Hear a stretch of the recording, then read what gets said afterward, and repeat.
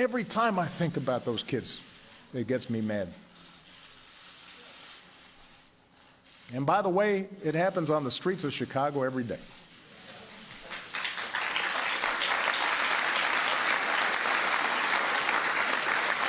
So, we cannot simply turn away and dismiss those in peaceful protest as troublemakers or paranoid.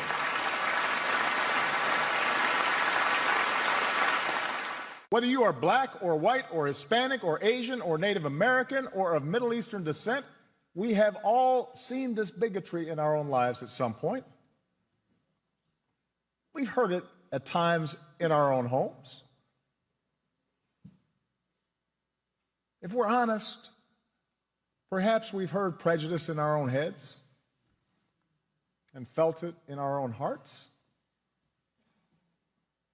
We know that. And while some suffer far more under racism's burden, some feel to a far greater extent discrimination's sting. Although most of us do our best to guard against it and teach our children better, none of us is entirely innocent. No institution is entirely immune.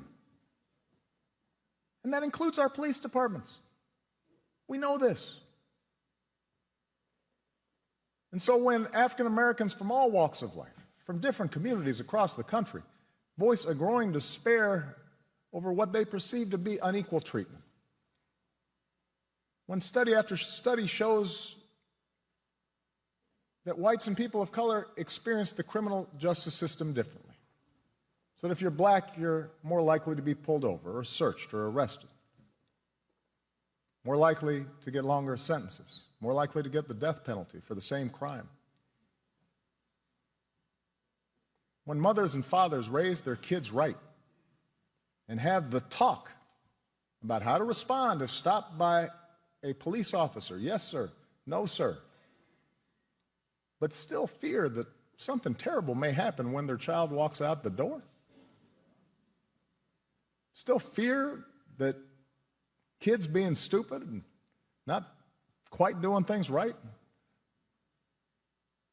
might end in tragedy. When all this takes place more than 50 years after the passage of the Civil Rights Act, we cannot simply turn away and dismiss those in peaceful protest as troublemakers or paranoid.